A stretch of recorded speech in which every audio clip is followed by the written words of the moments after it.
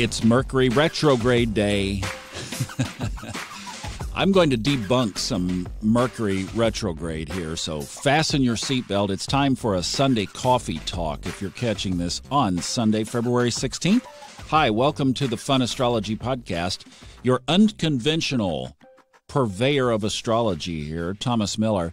Let's talk about Mercury retrograde. First of all, it goes retrograde at 7:53 p.m. tonight Eastern Time. Now, let's talk about what it is first. Mercury retrograde is when Mercury passes the orbit of the Earth relative to the Sun. The Earth, of course, takes 365 days to go around the Sun one time. Mercury does it in 88. Now, the astrological chart is simply a replication of what's going on in the sky from Earth's perspective. So, have you ever noticed if you're passing a car and you're both doing you're doing about 62 and the other car is doing about 57, and when you get up close to each other, it appears as though the other car is going backward? Or you could use the analogy of two trains if you've ever ridden a passenger train and have been in a position where that train was running parallel with another train but going a little faster. It looks like the other train is going backwards, or maybe you've seen that in a movie. That's the idea of Mercury retrograde. It's a perception. Mercury itself is not going backward, nor is any other planet in retrograde. But the marvel of the skies is so amazing.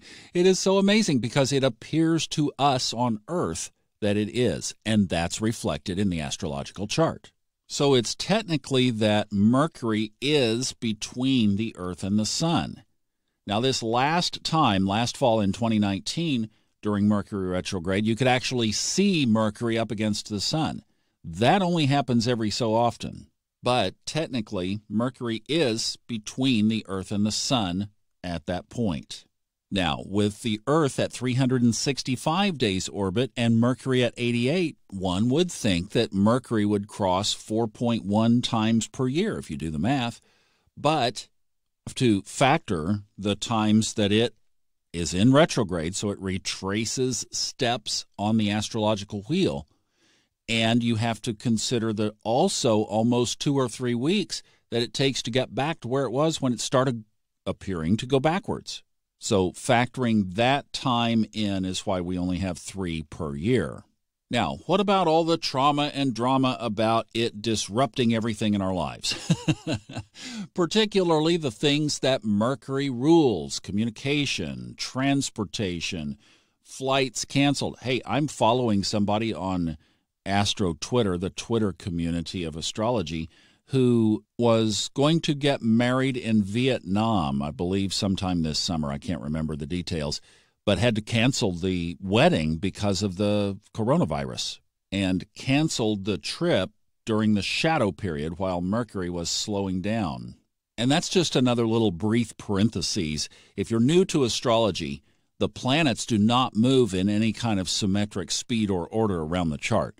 They speed up and slow down. So that's another study into itself. But just realize that it's not all just symmetric, like things are moving at the same speed all the time. They're not. And that's, again, the reflection of what's going on in the sky. Now, science doesn't like anything about the conversation of Mercury retrograde. Science would just debunk the whole thing as nonsense. I hope that in their debunking, they don't try to write their antagonistic report during a Mercury retrograde because it probably will get screwed up somehow. I mean, if you're a mere, even casual observer of life, you will see that there is amped up stuff around these areas. Here's how I like to look at it. Here, first of all, I think in the duality of the universe that we are given this amazing ability called we are creators. We are absolutely able to create our path. We are not the pawns and puppets of shadow energy from planets up in the sky 100% of the time, all the time. How I think this energy affects us is exactly like I've said on here so many times already, is it's almost like a weather forecast. You're going to do what you're going to do tomorrow. Do you bring sunscreen or a raincoat? Jacket or shorts? Is the wind going to blow, or is it going to be a beautiful day to be outside and do something where the wind wouldn't bother you? And that's why you have a gazillion apps on your phone that you are one button push away from knowing the forecast at any time. And that's why they call the astrology placements of the day Astrology Weather. I guess I should start calling this show the Astrology Weather Show or something. It's like your daily forecast of energy. It's an energetic weather forecast.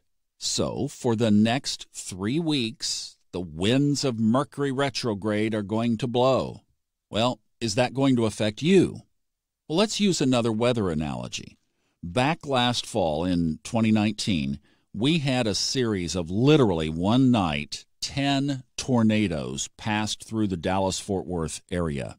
The whole place was under tornado warnings. Sirens were going off all over.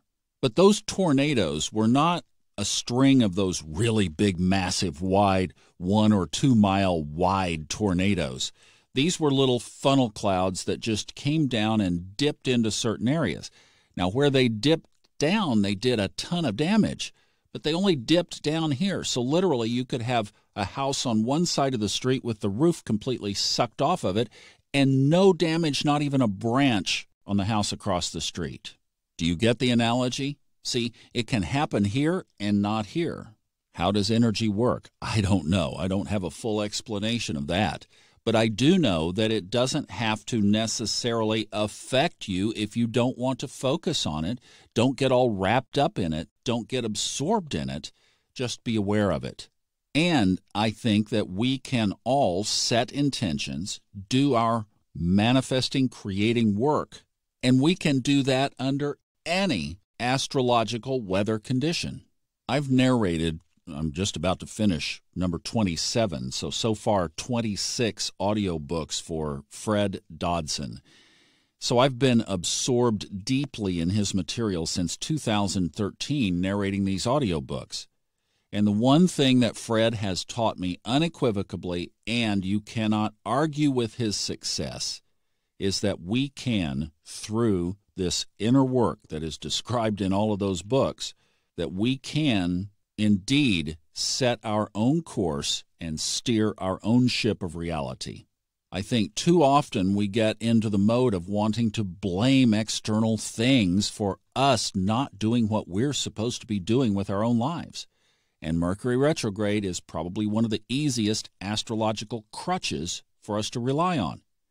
Now, if you are one of those who the tornado winds are blowing more on your side of the street during this Pisces Mercury retrograde, here's the way that I look at how to basically handle this energy. There are a lot of, especially natural science type folks, who think that fasting on a somewhat frequent basis, one day a week, one day a month, but a point where you go without food for a 24-hour period is very healthy for your body. It's a reset. It's a way for your digestive system to cleanse and clear itself and kind of reset. That's a really good way to think about how to handle Mercury retrograde. Just let it be a 3-week period where you kind of take a step back. Maybe you're not sending as much or putting as much stuff out there, but you're bringing things in. You're being more reflective. You're doing inner work.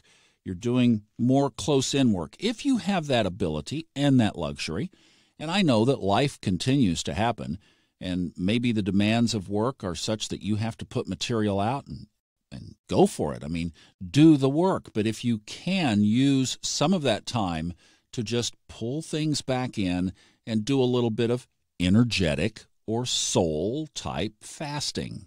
That person who planned their wedding during Mercury retrograde, yeah, maybe an awareness of this would cause one to check, where's the moon? If you're planning a wedding, where's the moon? Where's Mercury? These things could be a factor in the initial planning. So I just think it's a time of rest. It's a time of reset. It's a time of reflection. The communication that they talk about being scrambled isn't going to get scrambled if your main type of communication, or a lot of your communication, or the work that you're doing for yourself is in your own journal, okay, so what, right? Like, don't send as many emails maybe during this time. Don't text as much. Throttle it back. Get off your phone. Turn that dang thing off and turn it over and just get away from it. Then you don't have to worry about that piece of technology, right? As long as this audio board and this music plays, I'll keep doing these podcasts through Mercury Retrograde. We won't worry about that either. Hopefully they get posted. And I just think it's a time to just take a pause and bring it in. All right? That's my take on it. I'll stay with it. It works for me. And if that gives you a couple of ideas of how to deal with it, and just don't amplify it. Don't make a big deal out of it. All right, have a great one. Thanks for listening. Hope your Sunday is marvelous. See you tomorrow.